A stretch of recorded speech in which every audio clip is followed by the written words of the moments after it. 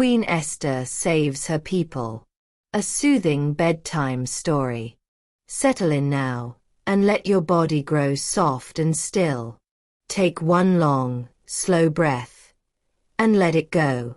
Tonight, we travel back through the ages, to a land of lamplight and desert stars, where a quiet young woman carried courage inside her chest like a candle, and when the moment came, she let it shine. Once, long ago, in the heart of the great Persian Empire, there lived a king named Ahasuerus who ruled over 127 provinces. His palace in the royal city of Susa was magnificent. Grand cedar beams, floors of precious stone, and gardens that bloomed even at night, filling the warm air with sweetness. One evening, after a long season of feasting, his queen refused a royal command and was removed from her place. The search began for a new queen, and young women were brought from every corner of the empire. Among those brought was a young Jewish woman named Esther. She had known grief early. Both her parents had died when she was small.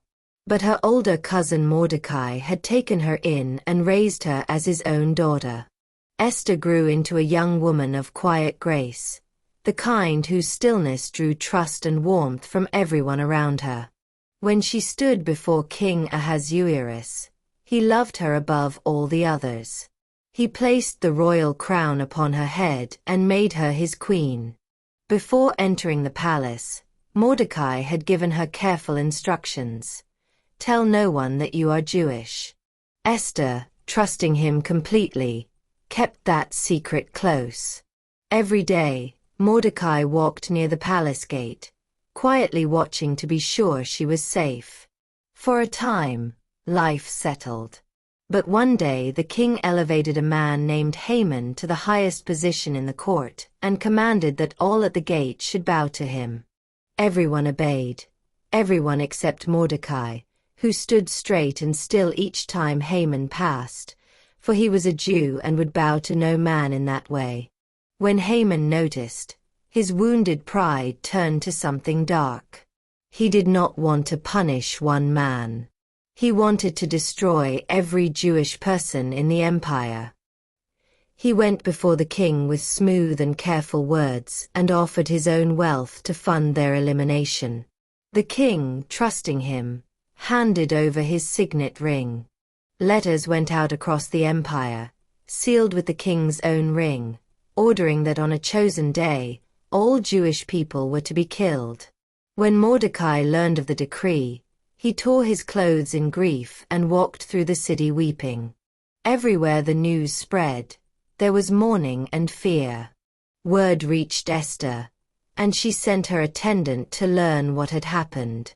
Mordecai sent back the full truth, and a message that settled in her heart like both a stone and a seed.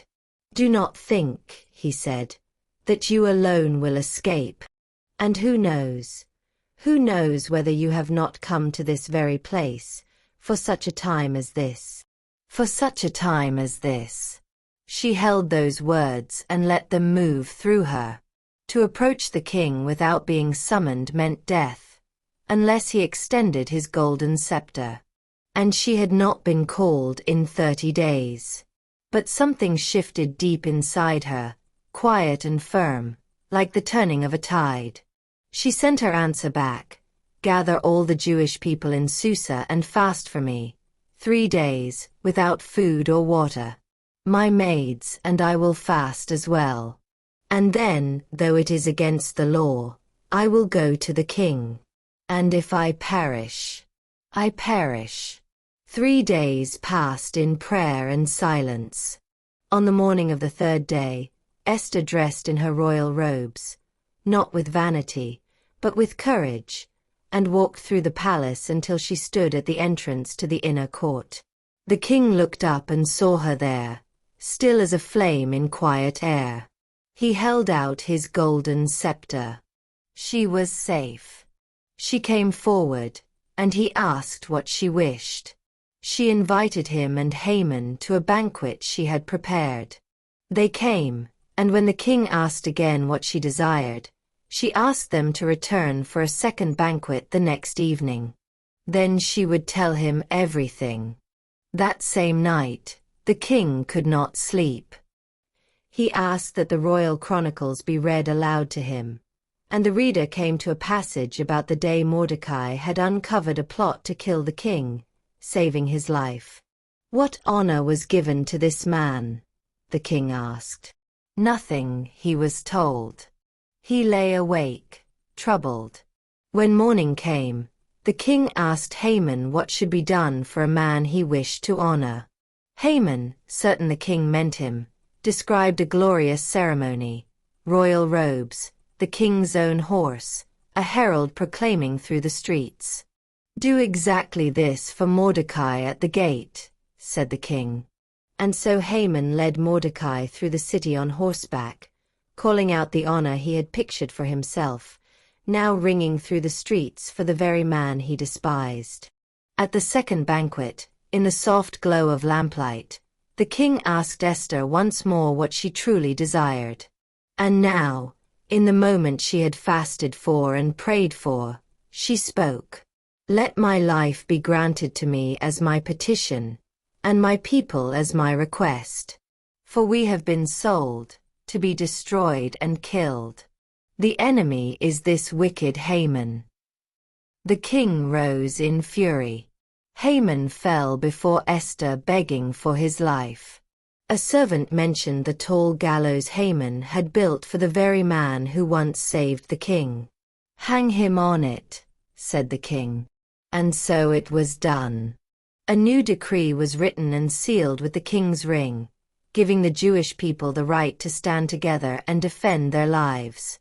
It went out in haste, and everywhere it arrived, there was light and great rejoicing. The day chosen for destruction became a day of deliverance, remembered ever after as Purim, a festival of feasting, gift-giving, and gladness, celebrated in every generation so no one would ever forget. Esther had been an orphan, a stranger, a girl with a secret and a heart full of love for her people. And when everything was asked of her, she stepped forward anyway, not because she was unafraid, but because she understood that she had been placed exactly where she was for a reason far larger than her fear. Let this story settle gently over you now, like a warm and heavy blanket. Let your breath grow slow, your thoughts grow soft. You are safe. You are held. Somewhere across all the years and all the stars, a quiet young queen is still reminding us, courage doesn't always roar. Sometimes it simply whispers, "I will go. Good night."